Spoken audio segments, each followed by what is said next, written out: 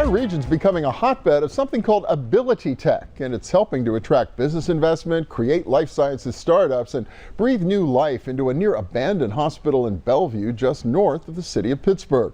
Recently, innovators and service providers gathered at Pitt's Human Engineering Research Laboratories at Bakery Square for the third 412 Ability Tech Summit. The labs develop technologies to support veterans and others with disabilities, and a growing number of companies are beginning to bring them to market, creating a regional ecosystem of researchers, startups, and potential customers. It's all attracted a company founded in Israel to relocate to our region from Chicago. Testa seats 3D printed seating systems for kids and adults with special needs were on display in November at the Pittsburgh Robotics Network's Discovery Day. Alexander Gatz, the founder. We see in Pittsburgh huge opportunity because of the healthcare environment. UPMC, AHN, all the institutions like Pitt University, Duquesne University, many clinicians. It's actually become a global play. You see, Alex is from Israel by way of Chicago, recruited by an initiative launched by the Jewish Federation of Pittsburgh called 412 by 972 that provides business connection services between companies in the two countries. Israel's a tech hotbed in general and in healthcare solutions in particular. Gal Inbar partnered with Allegheny Health Network and Alpha Lab Health to create 412 Ability Tech.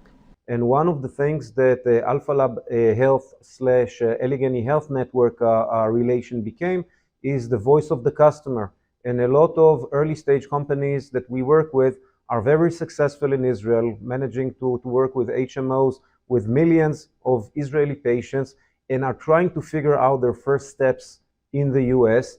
And speaking with Dr. Cohen and his innovation team is providing them with plenty of insights that they are not gaining in regular conversations with American healthcare systems.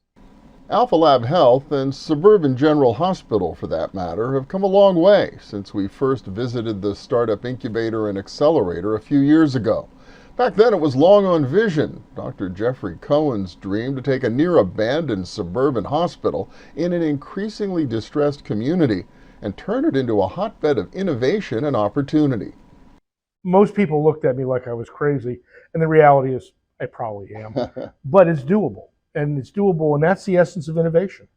You have an idea, you're committed to it, you don't give up, you're not really interested in what other people think, and you just keep going. When I was here before, it was all vision. How much of that vision's been realized? I'd say we're probably better than 50%. We take companies that come out of Pitt and CMU. We have companies that are coming from outside the country, like Testa is coming from Israel. We have other companies in the building that come from France or the Netherlands. And if you can solve a problem, we can connect you with the people that have the problem. And that relationship is very important. And the goal is build these companies up and they become sustaining, and hopefully they stay here in our region. Yes, and that's one of the requirements, is that they have to have a Western Pennsylvania presence for 5 years. And it means that they're going to hire people. It means they're going to develop things. It means you're going to create an entrepreneurial climate in this area where people feel comfortable staying as opposed to leaving, which was going on for many years. And Pitt was the only place that you could go to mature a company, and they did a reasonable job of doing it, but they can't do it by themselves. You need a broader coalition of institutions to come together to be able to keep the climate right so entrepreneurs can develop these things and continue to iterate. Alpha Lab Health has done it by borrowing from the successful formula pioneered by Innovation Works in software, hardware, and robotics. IW and AHN will invest up to $100,000 for a small equity stake in participating companies. The accelerator mentors the businesses, provides clinical partners, and introduces them to potential customers. And how have you been doing? How's it working in terms of those kinds of results? So we're on our 4th cohort right now. We've invested $1.8 million in 18 companies. The follow-on funding for the first 18 companies now is in excess of $30 million. So the argument that there's not follow-on funding in this region is not consistent with what we found. The companies, about a quarter of them are revenue producing at this point. And what we found is that the normal cycle of innovation to monetization is about 7 years. we've cut between 18 and 24 months off that cycle. So I think we're doing pretty well. And from the Middle East to Europe, the word's gotten out. The essence of this is that people come here and they start talking to each other and they build these relationships. One of the great things about Pittsburgh is they solve each other's problems. I'm not solving their problems. I'm just setting the table where the food insecurity group downstairs can talk to the educators in Germany, and they can talk to the housing group in Pittsburgh.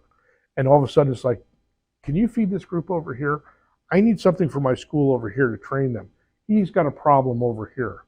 And it's really one of the essences of this region is that it's a very generative region where people really do get along and they really do talk to each other. And that's the essence of Western Pennsylvania. So this is how far you've come. What's next?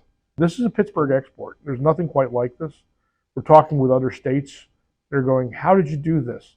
And the answer is, we're not quite sure, but we're making great time. I love it. Well, congratulations. Thank you, Bill. It's great to have you back. Well, next up, an update on our region's post-pandemic recovery. Please stay with us.